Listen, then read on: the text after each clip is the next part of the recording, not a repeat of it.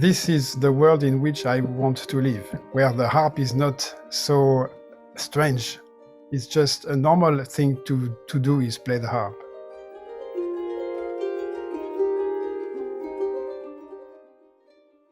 Hi, Jakez. It's really nice to have you here for a very special Harp Connection episode. How are you doing today? I'm fine. Thank you very much. Nice to meet you.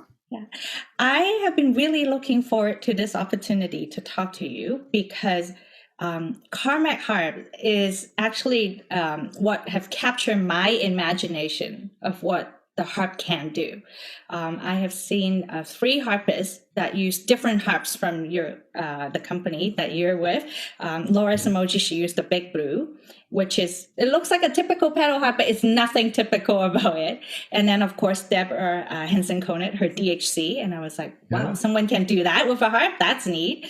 And then Josh Lane, who plays an Excalibur, and he took it outside. And I thought that was really cool.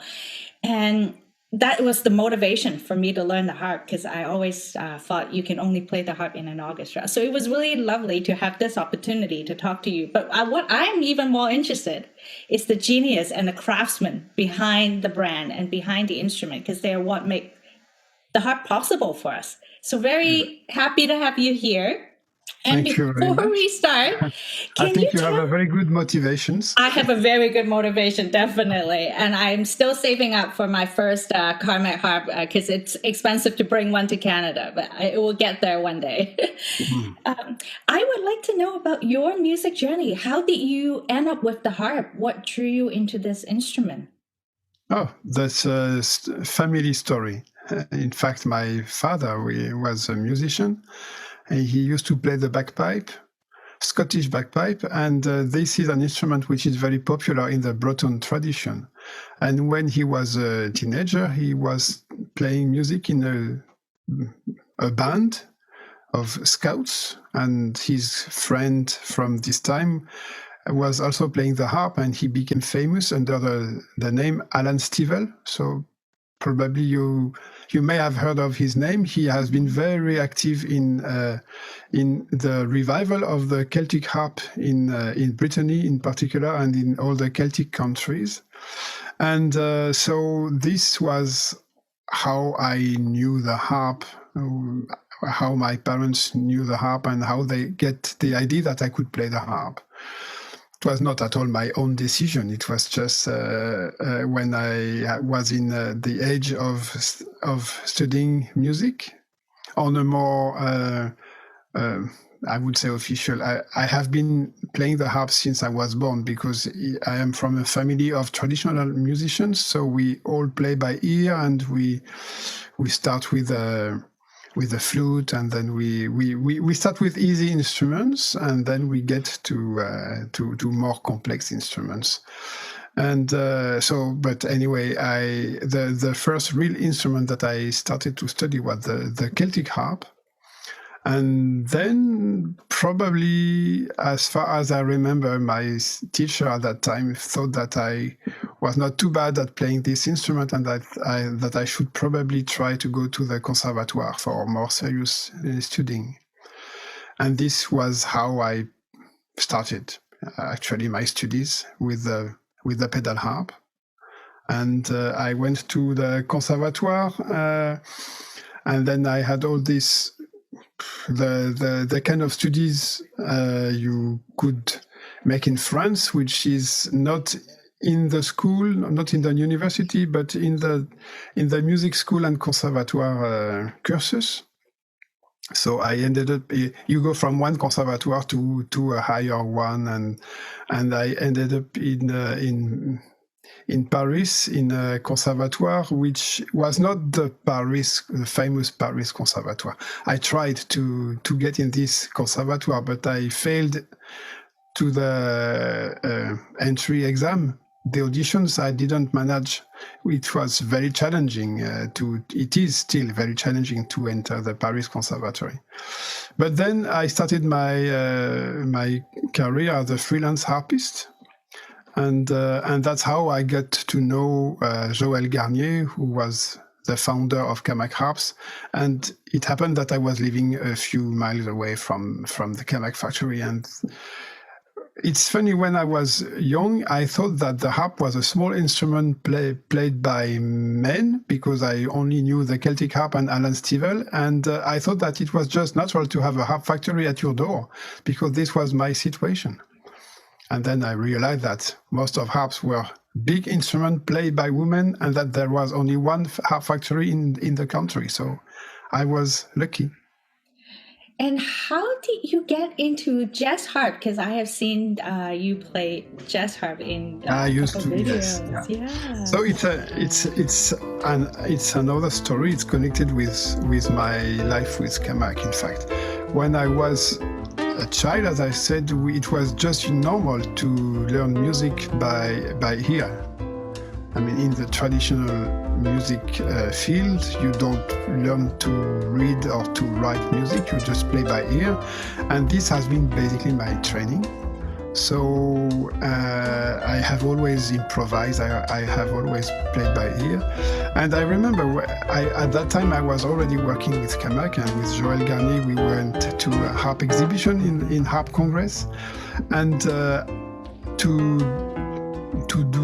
to play, I was playing the harp for demonstration, and I remember in the Harp Congress, this was in I don't remember the year, it was 93, I think it was in Denmark, and I met one harpist who was preparing the program for the next Harp Congress, which was to be in Tacoma.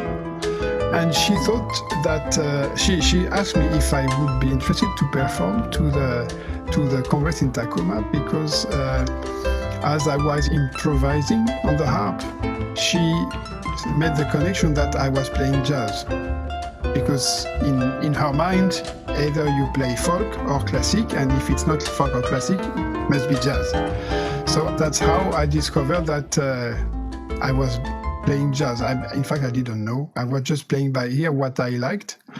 So I said okay, and then just a few weeks before the performance, I realized that I was going to play jazz. I was on the program, and probably I should try to find out what it means, because I didn't really know.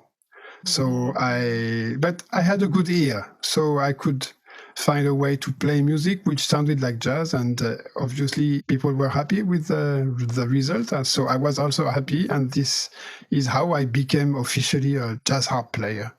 But a few weeks before that, I didn't know. Oh, interesting. Now, I'm very interested in the work that you do with Camac, but before we go into it, one question. I noticed in the Camac website, there's some sheet musics from you. What would you recommend to try? Because I've always wanted to play at least one piece of music from my guests if they have sheet music out there. That's very nice of you. It depends on the kind of harp you want to play the music, because I have one pedal harp and one fully lever harp, so maybe one suggestion for each. Yes, so there is a booklet of, in fact, in France, there is a publishing company called Biodo, and they had two collections, one for lever harp and one for pedal harp. And the director of the collection for pedal harp, she asked me, this is quite an old story, but many years ago, she asked me if I would compose a booklet of jazz harp for pedal harp, but for intermediate level. So I say, okay, my pleasure. And the director of the lever harp collection, she asked me the same thing for the lever harp at the same time, without knowing at all about the other invitation I had. So I said yes, of course. And this is how I made these compositions: one booklet for the pedal harp and one booklet for the lever harp. So these are those which I would recommend. For the lever harp, the booklet is called Happy Hours, and for the lever harp, it's called Easy Swing. Each booklet has 4 tunes, 4 songs, and in each of the booklets there is one different. There is one ragtime. The idea is that the director of the lever harp collection was a very old lady. She was a very old friend, very old lady, she passed away many years ago. But I remember very well that for her, the most jazzy thing she could think of was ragtime. So I composed this ragtime especially for her. And and it seems that people like to play it. I'll have to give those that's a try. probably what I would recommend. Sounds good. Now, Joël has asked you to work for Camac. Was that an easy decision for you to make? Yes, to very easy. Yes, very easy. A few seconds of thinking, and then, of course, you're in. Yeah, absolutely. Yeah, and DXC had described Joël as a visionary harp maker, and you have a hand, of course, in working in the DXC harp, which we have all seen her show off in various shows and whatnot. And I have also been really impressed by looking at what the Big Blue can do, which is the Big Blue harp with the electroacoustic capability. And I've always seen Camac as a very innovative company in terms of bringing a different image to the harp. Is that something that you encourage and nurture in Camac as their president? Do you see that being a part of the identity for the company? Yes, absolutely. Yes, the innovation, and I mean, innovation is not a goal in itself. It's a way to making the life easier for the harpist or for the technician. But I may say the innovation is also something which, I mean, we appear as a very innovative company also because the harp has not changed a lot during the past 2 centuries after Sebastian Erard designed the modern harp in the early 19th century.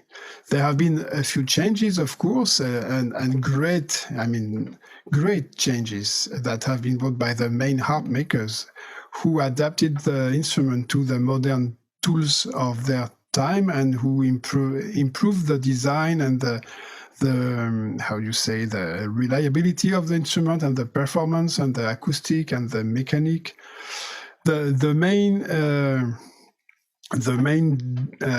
innovation that Camac has brought date from the time of Joël Garnier, when he decided to build pedal harp, but he didn't want to make the traditional way. So he made some changes, but always having in mind that he should make the harp easier to maintain or easier to play or easier to more reliable in time. So he made some changes in the structure of the harp and also in the mechanism to make it easier to regulate.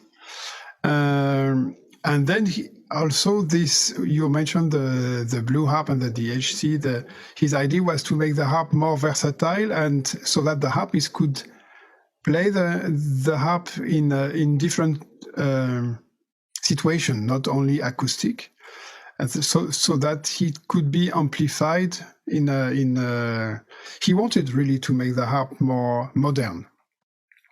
Probably the reason is two reasons behind that. Is the first is that he was an engineer, so he was very technical and had many ideas in design. And the second idea is that he comes from the guitar background, from the electric guitars, and amplification was just natural. So he wanted to combine the capabilities of the guitar and to make harps which could also be played in rock bands, and this was also the time where the demand was great for this kind of developments. I mentioned Alan Stivell. He was the first harpist to play the harp in big arenas with rock bands, and he really wanted he had to amplify the harp because he was playing with bass drums and all the rock instruments. So this was really the motivation for starting to develop this kind of possibilities for the harp.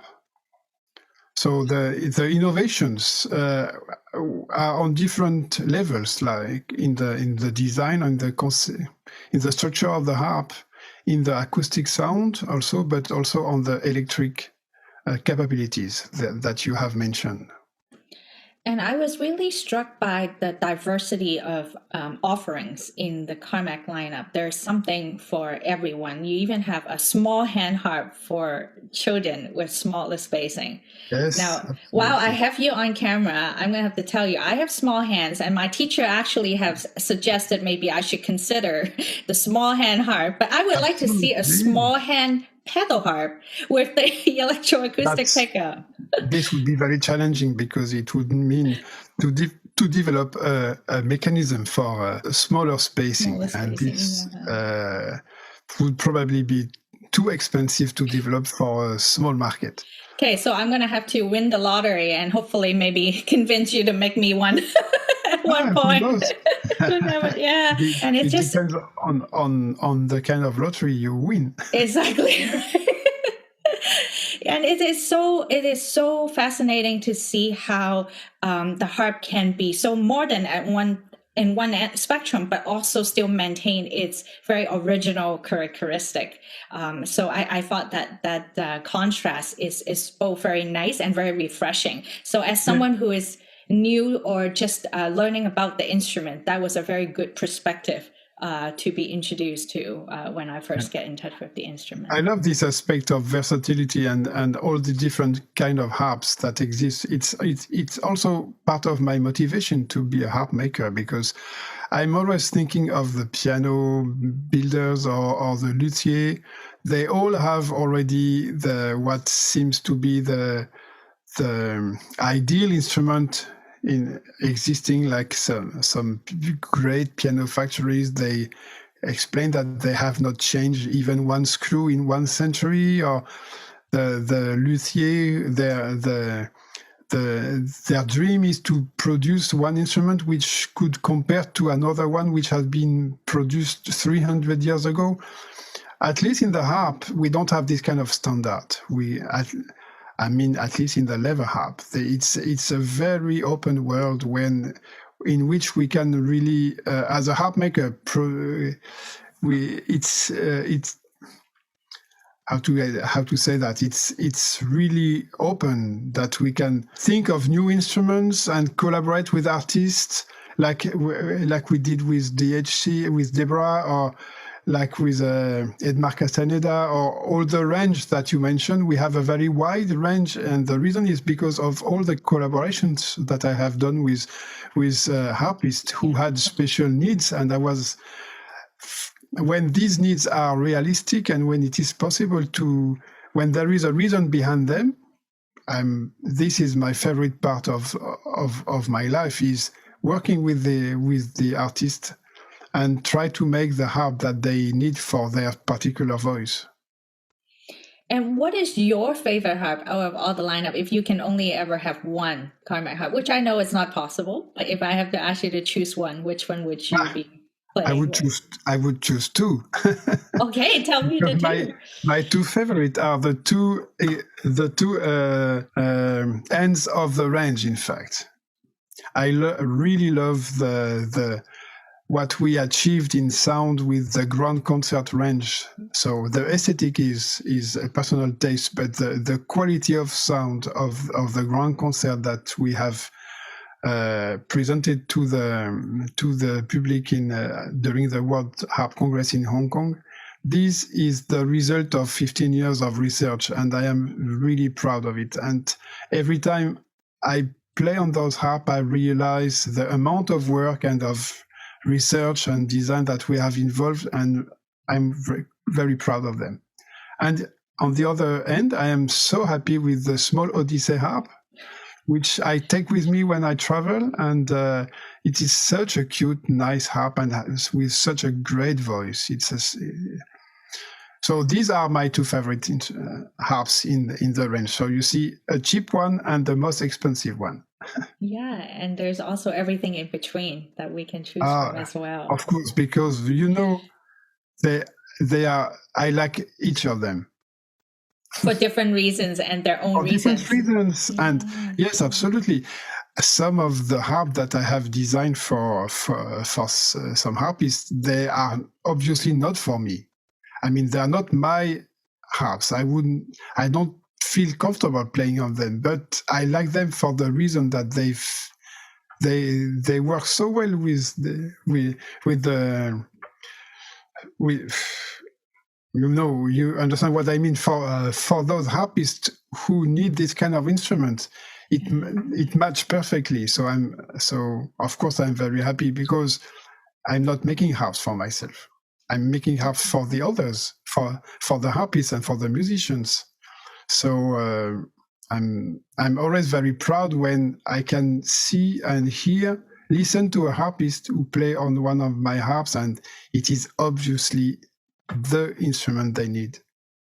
And so many of our guests has played instrument, and I cannot believe how many of them actually have mentioned that they play, especially the electric harp, the DHC. I have multiple guests who keep telling stories about the harp, and they say, "Do you know Camac? Do you know about the DHC?"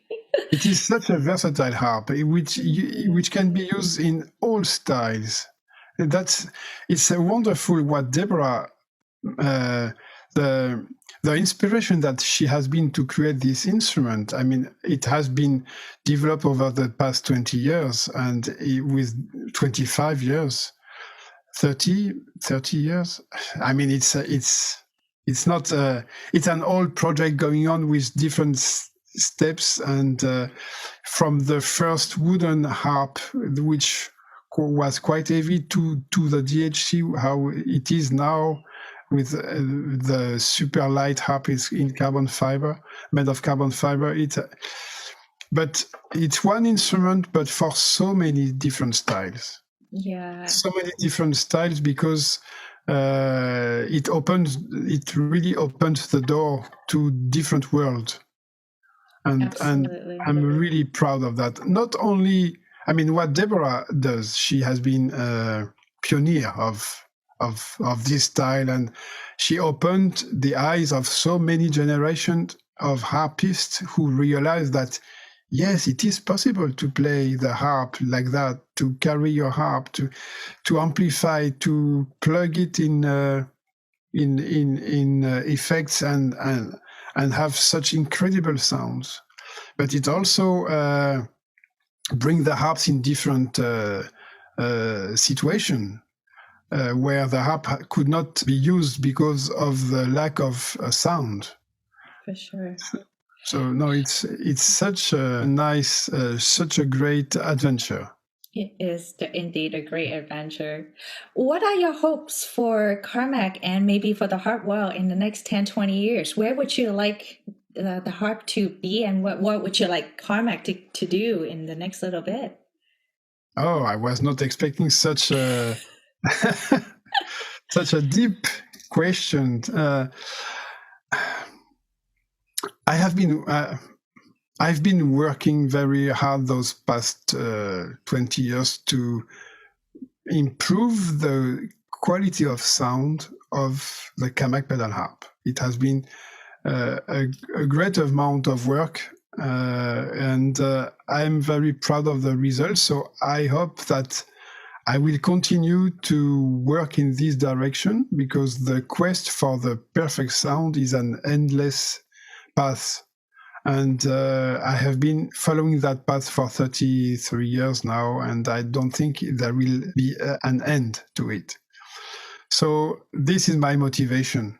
And what will be the harp world in 20 years, that's who can tell? I mean, I remember in the 90s when I was playing the electric harp as playing demonstration in harp festivals and events, and when I was asking this question, what will be the world in 20 years, the harp world, I was dreaming that maybe at that time I thought like a fantasy that young harpists may want to may play an electric harp with their friends in a band, and I was saying this kind of thing without the idea that it would ever happen, and now it happens. I mean, now the harp, the electric harp, is part of the picture, and there are so many young harpists who just play the electric harps without even thinking that it didn't exist a few years ago.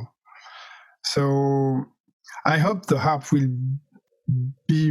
have a better consideration from the other orchestral musicians, for example. I think it deserves to have, and I don't really know why. The harp is always on the side, not on the side of the orchestra, but I mean, in the mind of the musicians, it needs to have more credibility. I don't know if it's correct word. Mm-hmm. Yeah, more. It should be more front and center, much like a lot of the other instrument, I think. Absolutely, yeah. Yeah. I have the feeling that today there is the musicians and the harpists on the side.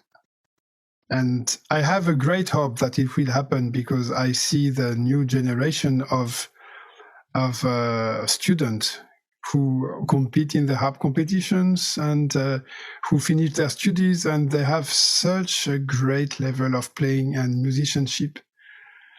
I think that every generation said that from the new generation, but really today it's really impressive. So I really hope, I'm really confident that the level is raising so much that the harp must be in the end an instrument like any other. I certainly hope that is going to be the case, because I didn't imagine myself playing the harp if you asked me as a kid. But then, after seeing so many other people do it and say, you know what, I can do it too. And this can actually be quite fun. And then now I have my kids, both of them, taking harp lessons, and they're approaching it very differently, but they both enjoy it as well. And it just become part of who they are. They didn't even think that harp wasn't popular back then, because they were not there to realize that. Yes, absolutely. Yeah. So, yeah. This is the world in which I want to live, where the harp is not so strange. It's just a normal thing to do is play the harp. Yeah.